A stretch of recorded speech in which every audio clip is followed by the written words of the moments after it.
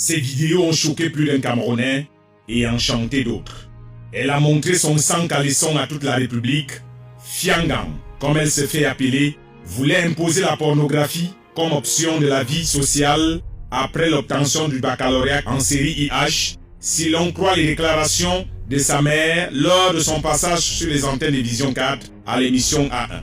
La même chose que vous voyez, que vous avez vu là, c'est la même chose aussi que moi aussi j'ai vu. Donc, je n'étais pas au courant de ça.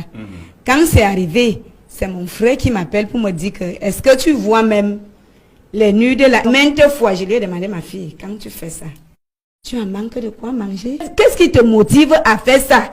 Est-ce que tu te rends compte de ce que tu fais là? Quelle était sa réponse? Elle ne me dit rien. Elle ne me répond pas.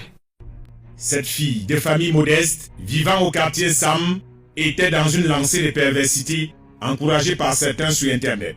En moins de quelques jours, elle a créé une page Facebook qui enregistre aujourd'hui plus de 100 000 abonnés. L'on s'est demandé alors qu'est-ce qui peut expliquer qu'autant de Camerounais puissent suivre une petite fille qui n'avait rien d'autre à proposer aux gens que son petit dessous, que beaucoup trouvaient d'ailleurs moche, qui a rempli les galeries de téléphones de plusieurs Camerounais. Il fallait donc que la République lui rappelle que nous ne sommes pas encore en enfer, que l'Apocalypse n'a pas encore atteint le seuil de l'apostasie. La question que l'on se pose, qui apprend même à ses enfants de faire des sassaillés et de les filmer pendant qu'ils sont dans les chambres d'hôtel.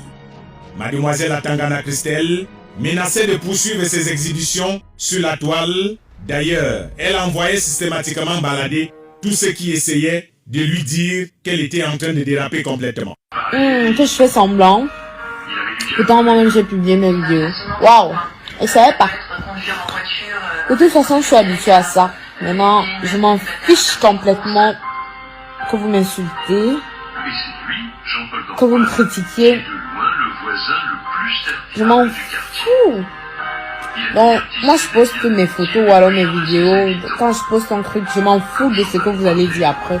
Fiangan a voulu qu'on parle d'elle dans le mauvais sens pour être une célébrité.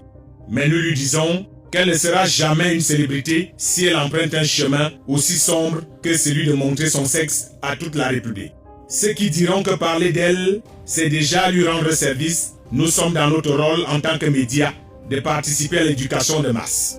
Certes, elle pourrait se réjouir d'avoir réussi à faire parler d'elle dans plusieurs médias, mais nous doutons qu'elle continuera à garder le sourire une fois en prison. Le procureur de la République a donc rappelé à tous que nous sommes dans un pays de loi. Elle a pensé que dans un pays comme le Cameroun, au nom de la liberté, tout le monde pouvait se lever et faire ce qu'il veut sans être inquiété. Fiangang avait dit qu'elle voulait être célèbre et riche par les sextapes.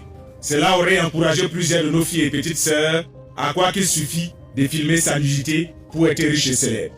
Heureusement que le procureur de la République ne veut pas que la morale devienne anormale, que l'on continue à écarter la norme et normaliser l'écart. Les vidéos de cette fille, majeure et consciente de ce qu'elle fait, sont encore dans les galeries de nos téléphones. Personne ne les efface malheureusement. La République camerounaise ne sera jamais une république bananière. Nous ne devons jamais confondre les réseaux sociaux à la vie sociale normale, régie par les normes. Les us et coutumes d'une Afrique noire jalouse de son intégrité morale.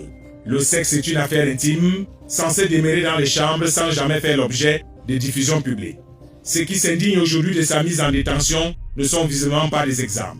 Comment peut-on s'offusquer de son arrestation alors que le procureur de la République vient de sauver plusieurs de nos enfants de suivre un chemin aussi malsain que celui-là?